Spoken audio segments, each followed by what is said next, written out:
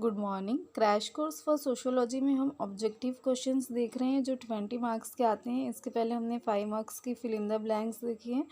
अभी क्वेश्चन 1 का जो बी है करेक्ट द इनकरेक्ट पेयर वो देखते हैं।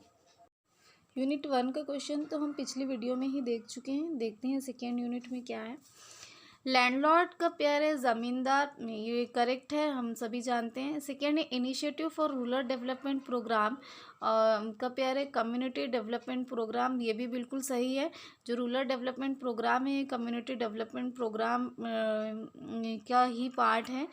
इसमें आप साइड में नोट्स बनाइए कि जो इंटीग्रेटेड रूरल डेवलपमेंट प्रोग्राम था ये 1979 में स्टार्ट हुआ।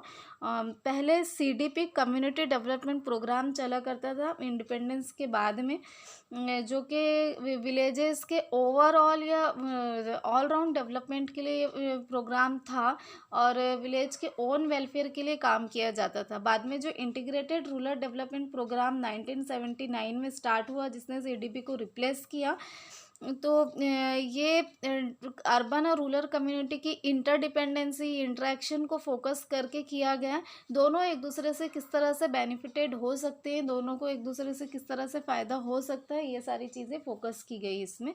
तो ये 1979 में शुरू हुआ। फिर थर्ड है 3 टायर सिस्टम ऑफ गवर्नेंस। अभी 3 टायर सिस्टम ऑफ गवर्नेंस क्या है? ये पावर और फैसिलिटी का डिस्ट्रीब्यूशन, ये स्प्लिट है। जो इंडिया में गवर्नमेंट है उसके 3 पार्ट किए गए हैं। इसमें सेंट्रल गवर्नमेंट, स्टेट गवर्नमेंट और पंचायती राज और म्यूनिसिपलिटीज़। फिर पंचायती राज को और 3 में डिवाइड किया गया है, ग्राम पंचायत, पंचायत समिति और ज़िला परिषद। तो ये जो इंटीग्रेटेड रूरल डेवलपमेंट प्रोग्राम है ये गलत है, क्योंकि ये तो इंटीग्रेटेड रूरल डेवलपमेंट प्रोग्राम एक कम्युनिटी डेवलपमेंट का प्रोग्राम है, जबकि system of 3 tier system of governance power है।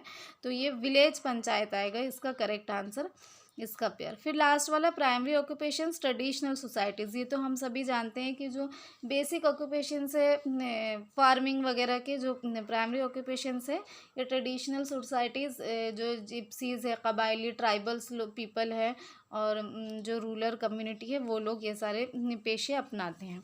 Third unit university and diversity in Indian society, Bharatiya Samaj में इत्तेहाद और इख्तिलाफ का क्वेश्चन है ये।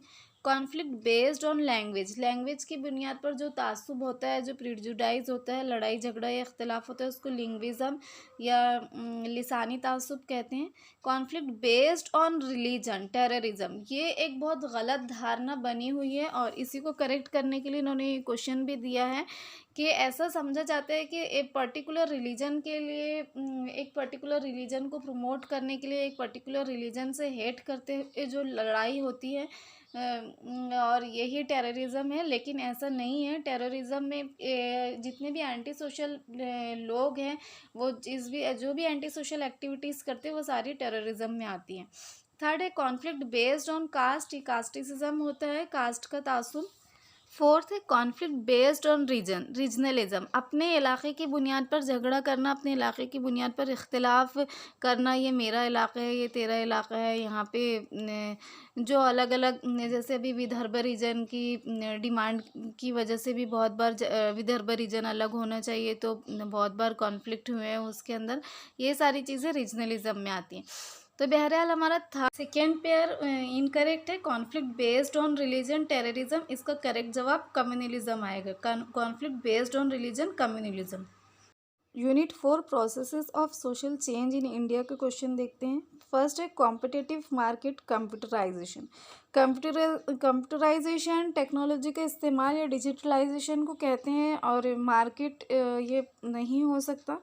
क्या है वो हम बाद में देखते हैं। Growth of cities, definitely cities का बनना अर्बनाइजेशन कहलाता है, ये ट्रू है। इंक्रीज इन प्रोडक्शन, इंडस्ट्रियलाइजेशन की वजह से ही प्रोडक्शन में इंक्रीमेंट पॉसिबल हुआ है। जितनी सीनतें बनी हैं, जो सीनतियाना हुआ इंडस्ट्रियलाइजेशन, यानी सीनतियाना जो हुआ है उसकी वजह से प्रोडक्शन में, पैदावार में बहुत ही ज़्यादा इजाफा हुआ है। फोर्थ है radical transformative use of technology digitalisation.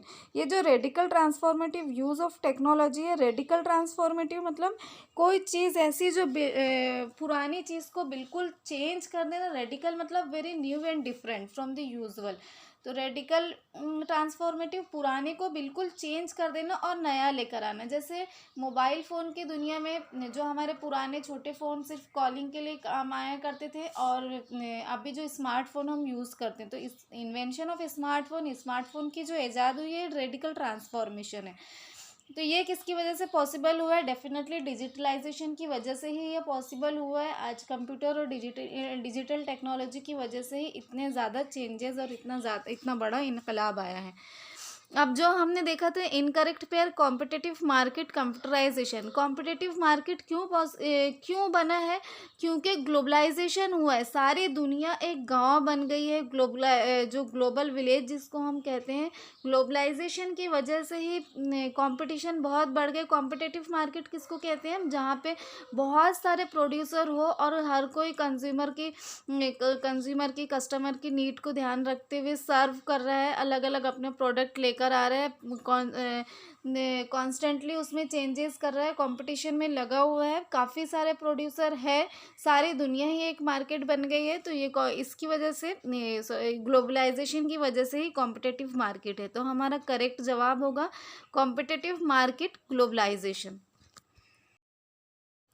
Unit 5 social movements in India, Bharat में सामाजिक तहरीकें, यूनिट का क्वेश्चन देखते हैं। ये जो चारों ही पॉइंट है एक दूसरे के साथ कनेक्टेड है और आपके काफ़ी सारे नोट्स इसमें बन जाएंगे। देखते हैं किस तरह। फर्स्ट है वुमेंस मूवमेंट, जेंडर इक्वलिटी। ये तो हम सभी जानते हैं कि वीमेंस की जितनी भी मूवमेंट है वो जेंडर इक्वलिटी के लिए ही होती है, जेंडर इक्वलिटी के लिए ही आवाज़ ये लोग उठाते हैं। सेकेंड है इंटरनेशनल डिकेड ऑफ वीमेन, ये इंपॉर्टेंट है। International decade of women actually United Nations की तरफ से अनाउंस हुआ था, जो इंटरनेशनल वुमेन्स डिकेड के नाम से।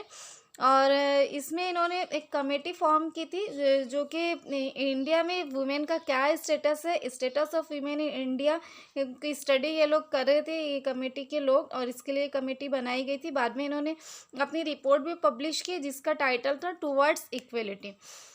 तो नीचे थर्ड है टुवर्ड्स इक्वलिटी। अभी हमने देखा report on the status of women in India, ये जो रिपोर्ट पब्लिश की गई थी इस कमेटी ने, उसकी रिपोर्ट का नाम है टुवर्ड्स इक्वलिटी था। फिर फोर्थ है feminist movements India after independence, India में इंडिपेंडेंस के बाद में फेमिनिस्ट मूवमेंट्स ने और ज़्यादा जोर पकड़ा।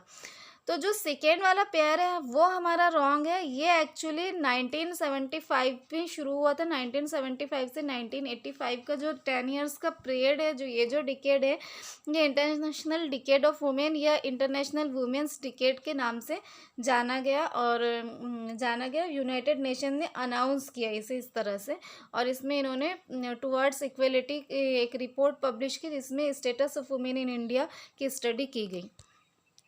लास्ट यूनिट है हमारा सोशल प्रॉब्लम्स इन इंडिया, इसका क्वेश्चन देखते हैं। मैरिजुआना एक ड्रग है, नशे की दवा है ये, तो नाम से ही जाहिर है ड्रग एडिक्शन होगा ये।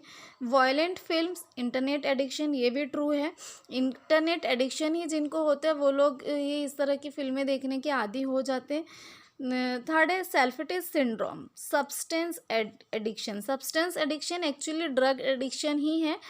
और सेल्फिटिस तो हम सभी जानते हैं कि जो सेल्फी लेने का जुनून है, मोबाइल से सेल्फी लेने का जुनून है, वो होता है ये, तो ये पेयर हमारा रॉन्ग होगा। फोर्थ है कंट्री लिकर, नाम से ही पता है कि ये अल्कोहल एडिक्शन है, लिकर का जुनून होना है, शराब नोशी की आदत होना। तो थर्ड वाला जो हमारा इनकरेक्ट पेयर था सेल्फिटिस सिंड्रोम सब्सटेंस एडिक्शन, उसका सही जवाब मोबाइल एडिक्शन है। Selfitis syndrome mobile addiction. तो ये हमारा B question correct the incorrect pair और राइट इट, ये पूरे यूनिट के कवर हो गए हैं अल्हम्दुलिल्लाह। जो थर्ड क्वेश्चन होते हैं identify the appropriate term for the given sentence या फॉर द गिवन स्टेटमेंट, जिसमें एक बॉक्स में ऑप्शंस दिए होते हैं आपको और नीचे स्टेटमेंट दिए होते हैं। उस स्टेटमेंट के लिए क्या पर्टिकुलर टर्म है वो आपको उसमें से आइडेंटिफाई करके चुन के लिखना होता है। तो वो इंशाल्लाह हम नेक्स्ट वीडियो में देखेंगे। Wish you all the best for your exam. Have a good day.